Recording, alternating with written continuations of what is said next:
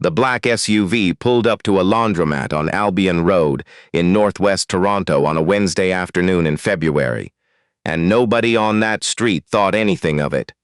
Black SUVs pull up to places all the time. But then the back door opened, and a man stepped out in a charcoal gray coat that cost more than the laundromat's washing machines combined. And he walked, not toward the street, not toward his driver, but toward a woman pushing a cart of folded linens through a side door, and he said her name, not her business name, her name. The one her grandmother gave her in Kumasi 31 years ago. She stopped, she turned, and she recognized him. Not the coat, not the car, his face. The man from the GO train platform 6 months ago.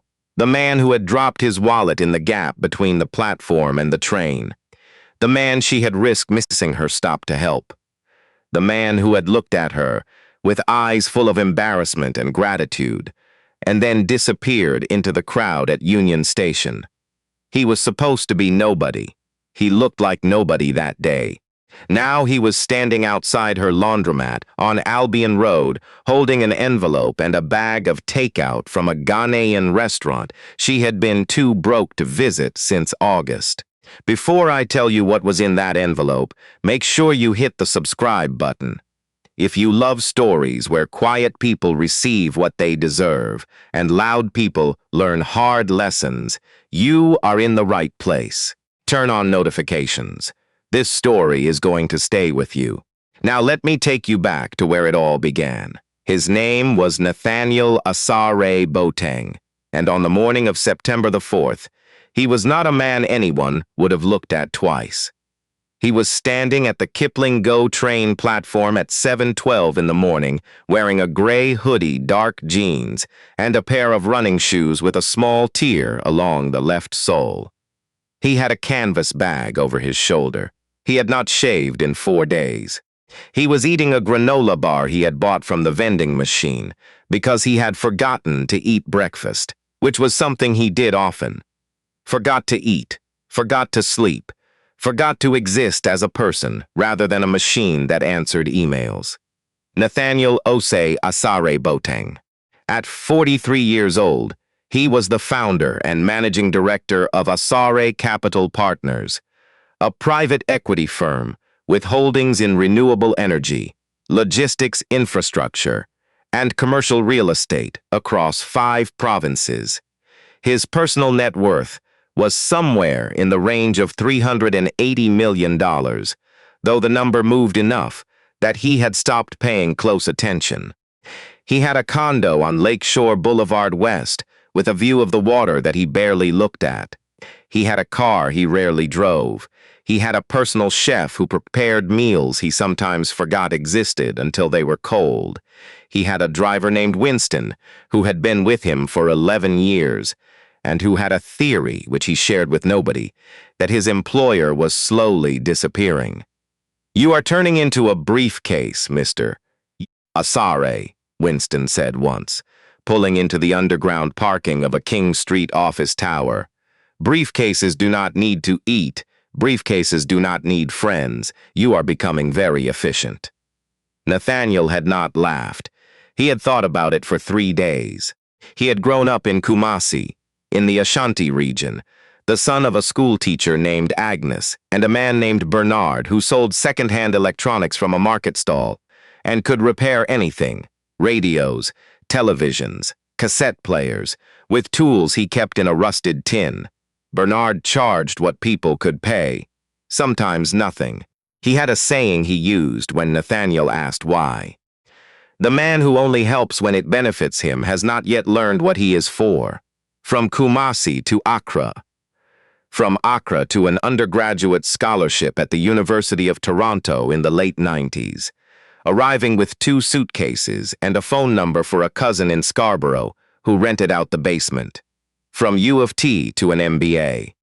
From the MBA to junior analyst positions where he wore borrowed suits and ate sandwiches from the second-floor vending machine and told himself that discomfort was temporary. It was not temporary. It was a foundation. By 30, he had launched his first fund. By 36, He had returned $200 million to his investors. By 43, he was the kind of man who was written about in business columns that ordinary people did not read. Powerful, recognized in certain rooms, unknown in most others, and profoundly, quietly, without any drama about it, alone. Two relationships that ended not with fighting, but with the slow realization that the woman beside him was in love with the idea of what he had built, not with the man who was still, underneath everything, a mechanic's son from Kumasi who forgot to eat breakfast and got sentimental over second-hand electronics. After the second one, he stopped trying. His mother, Agnes, called from Kumasi every Sunday. She was 68 now, retired, living with her sister, growing tomatoes in the backyard, and attending church with the conviction of someone who had never once doubted the purpose of her life. "Nathaniel," she said one Sunday in August, "when last did someone do something kind for you that they did not have to do?" He thought about it. He could not remember. "Then you are not living among people. You are passing through them." She paused. "Take off the title, go somewhere as nobody, and see who finds you." He thought she was being sentimental. He told her he would think about it. He didn't sleep well for a week after. By September, he had a plan. He told Winston to take a week off. He put on the gray hoodie and the old jeans and the shoes with the torn sole. He gave himself $200 in cash and left his phone, his actual phone, locked in a drawer in his Lakeshore condo. He took the GO train to Union Station. He was standing on the Kipling platform when it happened. The train was 3 minutes out. He reached into his canvas bag for his transit card and caught the strap wrong, and his wallet, an old brown leather bifold he had been meaning to replace for 2 years, slipped out of his hand and fell into the gap between the platform edge and the yellow safety line. Not all the way down, just wedged there, awkwardly, too far in to grab, without kneeling on the platform and reaching at an angle that most people in coats and work bags were not willing to attempt at 7:12 on a Wednesday morning.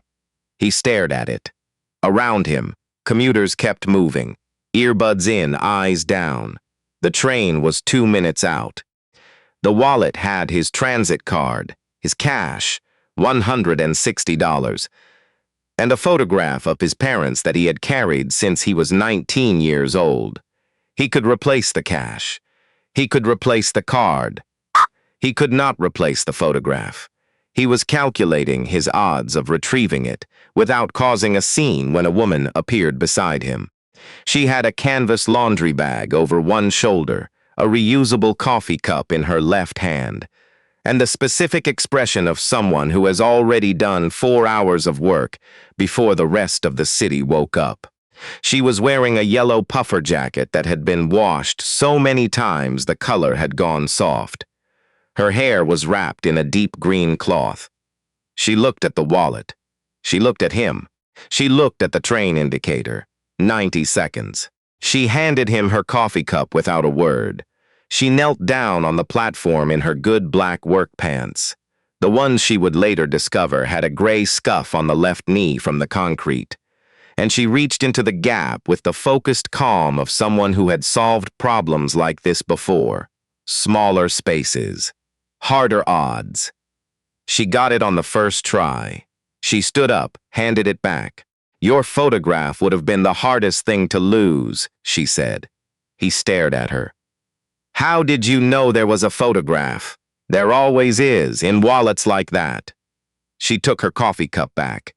The ones people keep when they should have replaced them. The train arrived. He tried to give her money. She shook her head. "I didn't do it for that." She stepped onto the train. "Watch your bag this time." She was gone into the next car before he could ask her name. He stood on the train for 40 minutes, thinking about what she had said. The ones people keep when they should have replaced them. He thought about his father's rusted tin of tools. He thought about his mother growing tomatoes. He thought about a wallet he had been carrying since 1999, because it had a photograph of two people he loved in it, and that was enough of a reason. He never found out her name that day, but he did not stop thinking about her. And after 25 more days of riding the GO train in the gray hoodie, of eating at church suppers and community dinners, of learning what the city looked like from the ground level, rather than the 42nd floor, he called Winston. "I need you to find someone." Her name was Abena Boadu, and at 7 in the morning she was already sweating. She was 33 years old, and she ran a laundry and linen service called Boadu, clean out of a unit on Albion Road in Etobicoke, northwest Toronto. She had started it 4 years ago with a used commercial washer, a second-hand dryer, and $1,100 that she had saved over 8 months while working double shifts at a hotel on Dixon Road. The $1,100 had come from skipping lunches, from walking instead of taking the bus on days when the weather was almost tolerable, from saying no to things she would have liked to say yes to. The business served rooming houses, small hotels, and a handful of restaurants and food vendors who needed table linens and uniforms cleaned on a reliable schedule. She had built it slowly, carefully, the way her grandmother used to describe building anything worth having, brick by brick, so it does not fall. Her grandmother, Mame Essie, had raised her in Kumasi after Abena's mother died when Abena was 8. Mame Essie sold fabric at the Kajetia market, woke before sunrise every day, and operated with a precision and a warmth that Abena had spent her adult life trying to reproduce. Abena had come to Toronto at 22 on a student visa to study hospitality management at Humber College. She had stayed because staying was harder, and therefore she trusted it more. She had Canadian permanent residency now. She had a one-bedroom apartment above a pharmacy in Rexdale. She had a business that was just barely, by the thinnest of margins, working.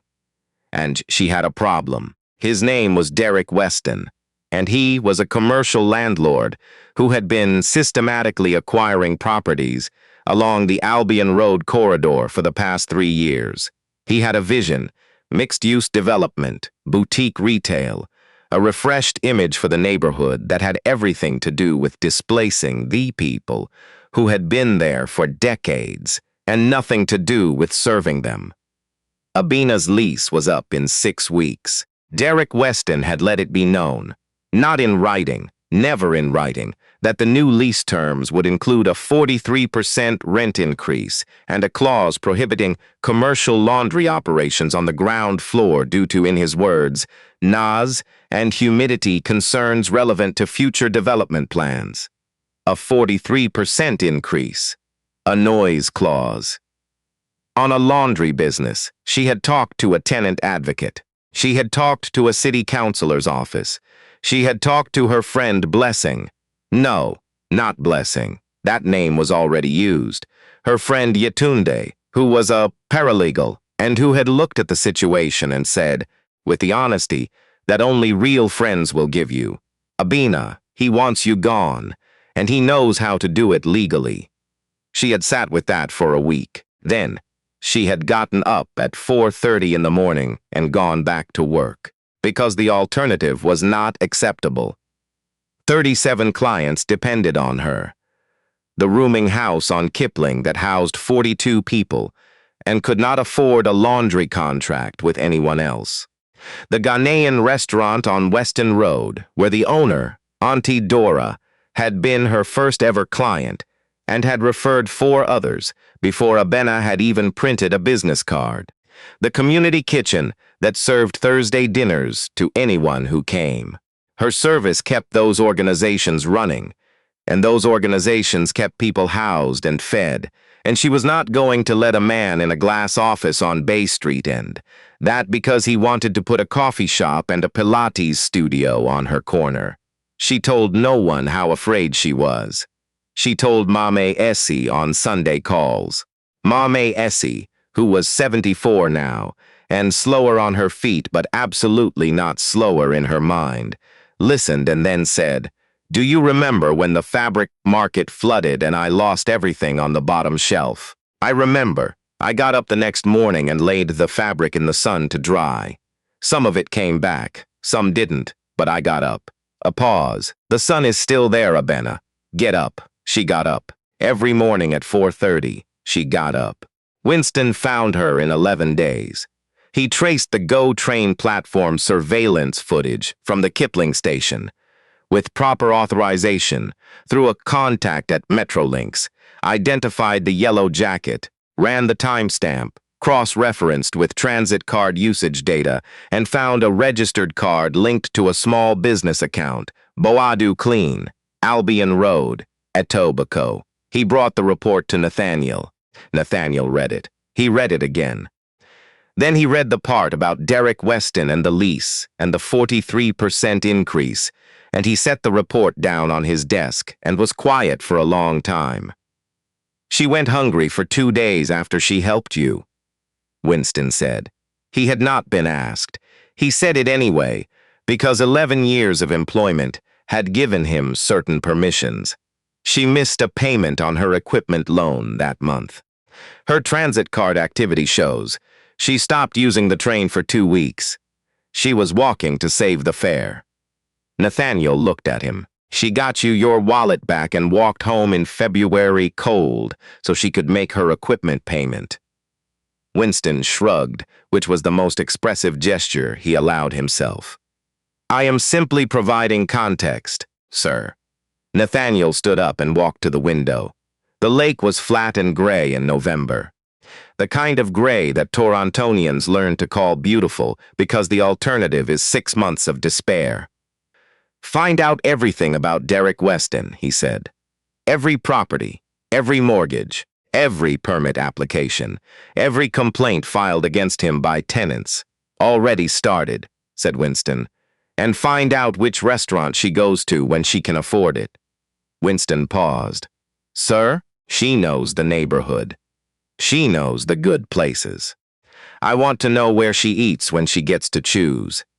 It was the Kumasi Kitchen on Weston Road. She went there twice a year. Jollof rice, fried plantain, grilled tilapia. She always ordered the same thing. She always sat at the table near the window. Nathaniel did not rush. He moved the way his father worked on radios, carefully, with tools appropriate to the problem, without making noise, until the moment the thing was fixed. First, he needed to know if Abena was who she appeared to be, not because he doubted it, because doing this correctly required certainty. He arranged, through intermediaries, for 3 strangers to visit Boadu Clean over the course of 3 weeks.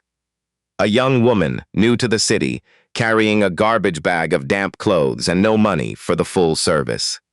Abena washed and folded them for free. Leave me your number. When you're steady, you can bring me clients. That's how we do it. An elderly man, a Ghanaian grandfather named Mr. Ofori, who arrived with a broken laundry cart and a request to use her folding table because his building's facility was broken. She gave him the table, fixed the cartwheel with a screwdriver from her utility drawer, and made him tea. A restaurant owner who came in tears because her linen supplier had dropped her with 48 hours' notice before a catering event. Abena stayed until 11 at night to turn the job around. She charged cost, not profit. Cost, 3 times without hesitation, without calculation, without any consideration of what she would receive. Nathaniel read Winston's reports. He said nothing for a long time. She's real, Winston said. The most quietly real person I have encountered in a long time, and I have worked for you for 11 years, which is a data point worth considering. Nathaniel looked at him. I am simply providing context, sir. Second, Derek Weston. Nathaniel's legal team spent 6 weeks on Weston's portfolio. What they found was not surprising. It was, however, comprehensive.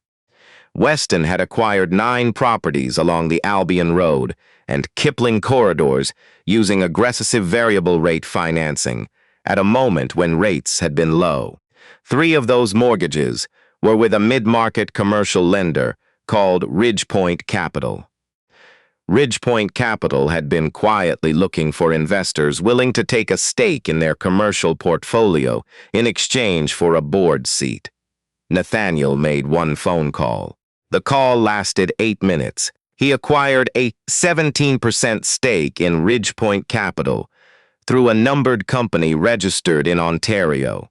This gave him not control, but visibility, and the specific visibility he needed to understand that Derek Weston's financing was far more precarious than it appeared on the surface. 2 of his 3 Ridgepoint mortgages had covenant clauses that, if triggered by a formal complaint process regarding tenant harassment, would require full review and potential acceleration. There were 11 formal complaints from tenants on Weston's properties in the past 4 years. None had been followed up.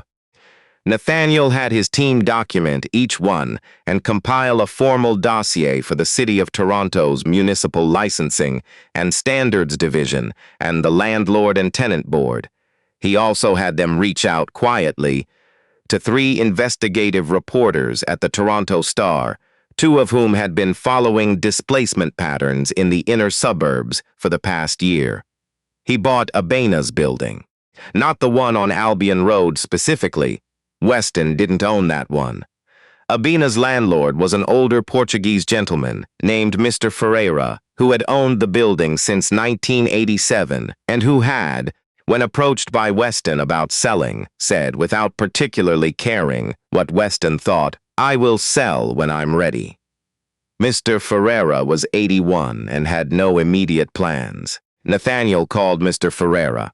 They spoke for 40 minutes. Mr. Ferreira was interested in selling, had been for 2 years, but had not wanted to sell to someone who would displace his tenants. He had not found anyone he trusted. Nathaniel made his position on tenant continuity very clear. "The woman who runs the laundry on the ground floor," Nathaniel said. "Abena," said Mr. Ferreira. "She shoveled my walk last winter without being asked. She brings me food sometimes from the Ghanaian place on Weston. Good jollof. She stays. That's non-negotiable. Her lease renews at the current rate, 10-year term, with a right of first refusal if I ever sell." Mr. Ferreira was quiet for a moment. "You are serious." "I am. Then we have a deal." He did not tell her any of this. Not yet. He started going to the Kumasi kitchen on Tuesday evenings. Not to watch her. She wasn't there most Tuesdays. It was too expensive for regular visits. But because once he had sat at the table near the window and tasted the jollof rice, he understood something about her taste and her judgment that made everything feel more grounded. He came back the following Tuesday, and the one after that. The owner, Auntie Dora, the same Auntie Dora who had been Abena's first client, was a woman in her late 60s with an absolute authority over her restaurant and a gift for recognizing when someone was a regular before they had decided to be one. "You are back," she said the 3rd time he sat down. "The rice is very good. It is excellent. Why are you eating alone?" He paused. "That's a direct question." "I am a direct woman. Eat. You look like someone who forgets lunch." He stayed for 2 hours that evening. Auntie Dora sat with him for 20 minutes between the dinner rush. She talked about the neighborhood, about Weston and his signs going up on buildings, about the conversations being had in the community, about what was coming and what could be done. She talked about Abena, not knowing Nathaniel knew who Abena was, describing her the way people describe someone they are proud of. "That girl washes linens for people who have nothing to give her back, and she does it like it is the most natural thing. Her grandmother raised her right." The following Tuesday, Abena was there. She was sitting at the table near the window. Jollof rice, plantain, tilapia, a notebook open beside her plate. She was making calculations of some kind, numbers in a column, her pen moving and stopping and moving again, with the rhythm of someone working through something that didn't quite add up. Nathaniel sat 2 tables away. He ordered his usual. He did not look at her too long. Auntie Dora brought his food, and with no subtlety whatsoever, said loudly enough for the room, "This is my regular Tuesday customer. He is from Kumasi also. Can you believe?" Abena looked up. She looked at him. He looked at her. He thought he saw something move across her face, a kind of recognition that did not quite resolve into memory, the feeling of a face that means something, but you can't yet say what. "Small world," she said, and went back to her notebook. He went back to his rice. He thought, she would figure it out eventually, or she wouldn't. Either way, he needed to be worth knowing before she did. He started coming every Tuesday. They talked the way people talk in public places when they're both regulars and both alone. Briefly at first, then longer, then so long that Auntie Dora began sending them the same table and bringing one bill and waiting to see what they did with it. He learned about Mame Ac and the fabric at Kejetia Market and the tomatoes she grew when Abena was young. She learned he was in business. He said finance, which was true, and he did not say how much of it, which was also a choice. She didn't ask. She asked if his parents were living. He told her his father had died 8 years ago. She put her pen down. "The war?" she asked. "Heart attack. He was fixing someone's generator when it happened. He died working." She was quiet. "Then, my mother died when I was 8. Malaria. Very fast." A pause. "Mamie Isi always says the ones who leave quickly. They were already finished here. They had given everything they came to give." He thought about his father's rusted tin of tools, the radio repairs done for free, the saying about what a man is for. "I think my father would have agreed with that," he said. She smiled. "A real one. The kind that comes from somewhere behind the face." He came back the following Tuesday, and the next. 6 weeks before her lease was supposed to trigger the new terms. A certified letter arrived at Boadu Clean from Derek Weston's property management company. It was not the 43% increase. It was an eviction notice. Weston had filed an application with the landlord and tenant board, claiming Abena had violated her lease by subletting storage space to another business without authorization. The subletting claim was technically accurate. She had allowed a community organization to store donated winter coats in her back room for 3 weeks in October, for free, without thinking to check her lease clause. And Weston had found it. The application requested vacant possession in 60 days. Abena sat on the concrete floor of her laundry unit at 10 o'clock at night and read the letter 3 times. 3 years of work, 37 clients. The rooming house on Kipling. The Thursday community kitchen. The woman who had brought her a garbage bag of wet clothes with no money. Everything she had built on this corner. This unit, this space that smelled like warm linen and industrial detergent, and was the first thing that had ever been fully, unambiguously hers. She called Yetunde. Yetunde listened. Then she said gently, "The way you say things to someone you love when the news is bad. Abena, the subletting clause is real. He has a case. I won't lie to you. Is there anything I can do? You can fight it. It'll take months and cost money you may not have." A pause. "Or you can call that man." "What man?" "The one you eat jollof rice with on Tuesdays. Don't act like I haven't heard." Abena did not call him. She was not the kind of person who called people for help.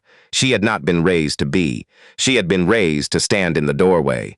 She called Mamisi instead.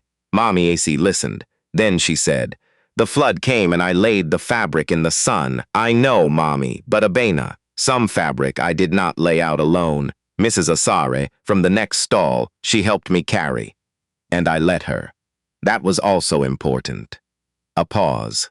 "Some things are too heavy to lay out alone, my daughter. That is not weakness. That is sense." Abena sat with that for a long time, then she called Nathaniel. "They're evicting me," she said. No preamble, no softening, just the fact. A pause. "I know," he said. She went very still. "What do you mean, you know?" I've been following Weston's activities since. He stopped. He started again. Can I come by the laundry tomorrow morning, Nathaniel? What do you mean, you know? The silence that followed was the kind that has a shape. She could feel what was on the other side of it. My name, he said slowly, is Nathaniel Osei Asare Boateng. I run a private equity firm called Asare Capital Partners. I was at the Kipling-Go train platform on September 4th in a gray hoodie and old shoes because my mother told me to go somewhere as nobody and see who found me. She said nothing. You found me. You got my wallet from the gap in the platform. You gave it back and walked away before I could get your name. I spent 25 days on this city's transit and in its community spaces, and every night I thought about what you said. The ones people keep when they should have replaced them. He paused. It took Winston 11 days to find you. He is very thorough. I am sorry I didn't tell you sooner. The line was quiet for a long time. How long have you known about Weston? She finally asked. 6 weeks, and you've been eating jollof rice with me every Tuesday for 2 months, yes, to see what kind of person I was. No. A pause. By the second Tuesday, I knew exactly what kind of person you were. After that, I was just eating jollof rice with you on Tuesdays. She looked at the certified letter on her folding table. She looked at the row of commercial washers humming quietly in the dark. My beignet is, she started, then caught herself. Wrong story. My spin cycle is finishing, she said. Come tomorrow, 7:30. He came at 7:15. He brought food from Kumasi Kitchen. Auntie Dora had packed it herself, which meant it was extremely abundant, and he sat on a plastic chair beside the folding table while Abena worked, which she did not stop doing just because he was there. He told her everything in order: the stake in Ridgepoint Capital, the tenant complaint dossier, the reporters at the Star, the call to Mr. Ferreira, the purchase of the building, the lease, 10-year term, current rate, right of first refusal. She kept folding while he talked. When he was done, she put down the sheet she was holding and looked at him. You bought my building. I bought your building. Without telling me. I was going to tell you. I was working up to it. With jollof rice. It is very good jollof rice. She looked at him for a long moment. He did not look away. He had learned, in 3 months of Tuesday evenings, that she found it patronizing when people looked away first, as though they expected her to need a moment that she had not asked for. What do you want? She asked, not unkindly. She was the kind of person who asked direct questions because she had learned early that indirect ones cost time she didn't have. I want Weston to face consequences for what he has done to 11 families and 37 businesses on this corridor, and I want your corner to stay yours. A pause. And I want to keep eating jollof rice on Tuesdays. Those are my interests in order of their importance to the city of Toronto. She sat down on the folding table edge. She looked at her hands. There was a faint bleach discoloration on her left thumb from a job 3 weeks ago that had not fully faded. You know what I thought about on the train platform that morning? Tell me. I thought, if someone doesn't help him, he's going to lose that photograph. And you can buy another wallet. You can replace cash. But there are things people carry that cannot be replaced, and those are the things worth being late for. He looked at her. She looked back. My father was in that photograph, he said. I know, she said. I could tell. The morning Derek Weston came to serve the formal notice in person, which he did not have to do, and did because he enjoyed the performance of power. Abena was at her cart, had her units running and her folding table covered, and had 3 clients picking up orders.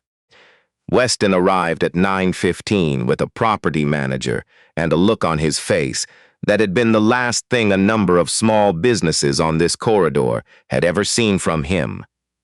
The look of a conclusion being reached. He smiled at Abena. Miss Boadu, I think we both know how this ends. If you want to avoid the board hearing, I'm prepared to offer a relocation allowance and a 60-day extension in exchange for voluntary. He stopped, because a black SUV had pulled up to the curb, and then a second, and then a third, which was a TV news van from a local station, and the woman getting out of it had a camera operator, and the look of someone who had received a very solid tip 3 days ago and had spent the intervening time going through a document dossier. Nathaniel stepped out of the first SUV. He was not in a gray hoodie. He was wearing a dark coat that fit exactly right, and he walked across the sidewalk toward Weston with the unhurried pace of a man who had already made every relevant calculation. Behind him, a lawyer. Behind him, a lawyer. Behind the lawyer, a representative from the city's Municipal Licensing and Standards Division. "Mr. Weston," Nathaniel said. He did not extend his hand. "My name is Nathaniel Asarabotang. I own this building. I'm also a minority stakeholder in Ridgepoint Capital, who I believe hold 3 of your active mortgages." He paused. "I also have copies of 11 formal tenant complaints that were filed against your properties between 2020 and 2024 and were not actioned. My legal team has forwarded a full dossier to the LTB and to the city, and the reporter behind me has been reviewing it since Thursday." Weston's property manager was very still. "I believe you came here to evict a woman whose only violation was storing donated winter coats for a charity for 3 weeks, Nathaniel continued. "And I'm going to need you to reconsider that very carefully while the camera is running." The reporter was not running yet. She was waiting. She had been in this business long enough to know that some moments needed only the silence before them to be complete. Weston looked at Abena. Abena was folding a tablecloth. She had not stopped working. She looked up briefly, then back at the tablecloth. "You can't eat a condo," she said. It was not directed at Weston specifically. It was directed at the air, at the general record. Weston said nothing. His lawyer, who had arrived separately and had just absorbed the presence of a Ridgepoint stakeholder, a municipal licensing representative, and a television camera in under 4 minutes, leaned in and said something very quietly near his ear. Weston left. His property manager followed. His lawyer stayed to exchange documents. The city representative confirmed on record that the LTB application would be reviewed in light of the newly submitted tenant complaint documentation, and that the eviction application itself would be subject to a compliance audit. The reporter interviewed Abena for 12 minutes on the sidewalk outside Boadu Clean. Abena talked about the rooming house on Kipling. She talked about Auntie Dora's tablecloths. She talked about the community kitchen that served Thursdays. She talked about the 11 families who had already been displaced. She did not talk about Nathaniel. When the reporter asked about the connection to Asare Capital, Abena said, "This corner serves people. Someone decided to protect it. Go ask him why." The story ran the following Tuesday.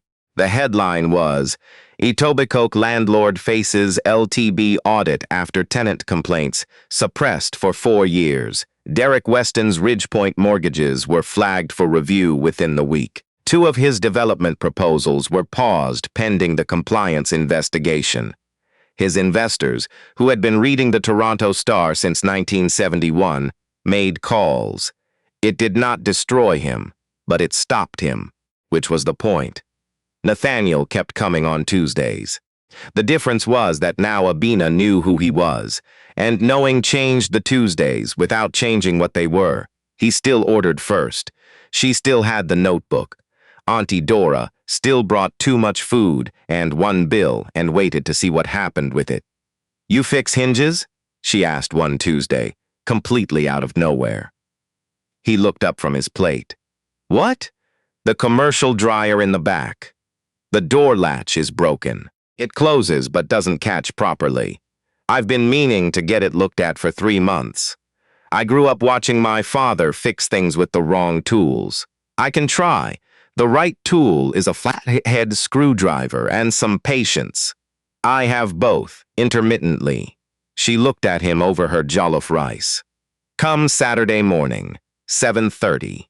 He came at 7:15. He fixed the latch in 20 minutes. She made him tea and did not mention that she had already ordered the replacement part, which had arrived that morning and was sitting in the utility drawer. She let him fix it with the screwdriver. He seemed to need to. My father, he said, still looking at the latch, always said a man's worth isn't counted in his pocket. It's counted in the people who would grieve when he's gone. She was quiet for a moment. Mame Essie says almost the same thing. She says, you cannot take the fabric with you, only the hands that helped you carry it. He straightened up. He looked at her. She was holding 2 cups of tea and looking at him the way she had looked at him on the train platform, with the specific attention of someone who was deciding whether something was worth being late for. Abena, he said. I know, she said. She handed him the tea. Sit down. He proposed 6 months later on a Tuesday. Not at the laundry, not with a helicopter, because he had not arrived in a helicopter, and this story is set in Toronto, where helicopters are for traffic reports and not declarations. He proposed at the table near the window at Kumasi Kitchen. Auntie Dora, who had been expecting this since November, brought out the jollof rice first, and then stood at the kitchen doorway with her arms folded like a woman watching a plan come together. He did not make a speech. He was not a speech person. He put a ring box on the table beside her notebook. Simple gold, he said. I had something engraved inside. She opened it. The band was plain and warm, and on the inside, in small, clean letters, Kipling Platform. 7:12, she looked at it for a long time. You are proposing in a restaurant, she said. Yes. Auntie Dora is watching. She has been watching since November. It would have been rude to exclude her at this point. Abena looked at the ring. She looked at the man across the table. He had tea on his sleeve from where he'd knocked the cup earlier, and had not noticed. He was watching her with the exact expression of someone who had already decided, but was waiting to find out. You came to the platform in a gray hoodie, she said, to see who would find you. Yes, and I got your wallet out of a gap in the platform because there was a photograph in it. Yes, Nathaniel, she said. That was a very expensive photograph. It was worth every coin. She laughed. The real one. The one that started somewhere behind her face and worked its way out. Yes, she said. Obviously, yes. Auntie Dora started clapping from the doorway. The 2 other tables in the restaurant, a young couple and an older man eating alone, looked up, understood immediately, and joined in. The older man raised his Fanta. The young woman said, in Twi, something that made Auntie Dora laugh loud enough to be heard on Weston Road. The ring went on Abena's finger at a table near the window in a Ghanaian restaurant in northwest Toronto, with tea on his sleeve and a notebook open beside her plate, and jollof rice going cold between them. They married 4 months later, not at the laundry, not at the restaurant. At Agnes's church in Kumasi on a Saturday morning, with family who had flown from 3 countries, and Mame Essie sitting in the front row in a dress the color of kente gold, holding a handkerchief she had brought specifically for this purpose, and which she had told no one about. Mame Essie held Abena's face before the ceremony, and looked at her the way she had always looked at her, like she was a cloth worth carrying. Mame, Abena said, we are getting married in Ghana. You are getting married where your roots are. There is no church more honest than the one your people built. She patted her cheek. Now go. Don't make the man wait. He came to a train platform in old shoes to find out who was real. That is already very close to a vow. Agnes held Nathaniel's hands before he walked in and said nothing for a long time. Then, I told you to find out who finds you. I did not tell you it would be fast. It was fast, he said. Yes, she smiled. She is a quick woman. Boadu Clean stayed on Albion Road. The clients stayed. The rooming house on Kipling stayed. Auntie Dora's tablecloths came every Thursday without interruption. Abena kept the 5:30 starts. Nathaniel, who had spent 11 years forgetting breakfast, started arriving at the laundry on Saturday mornings with food. He made the tea. She ran the machines. He was, it turned out, a very competent folder. He did not advertise this. Winston, who had been following this development since September, with the careful attention he applied to everything, said nothing for several months. Then one morning, driving Nathaniel to a board meeting, he said, "She is a good person, sir." "She is," Nathaniel said. "The best drives I've made for you," Winston said, "have been to train stations and laundromats. I want that noted for the record, noted, and the Kumasi kitchen. Their jollof is, factually, very good." Nathaniel smiled. The real one.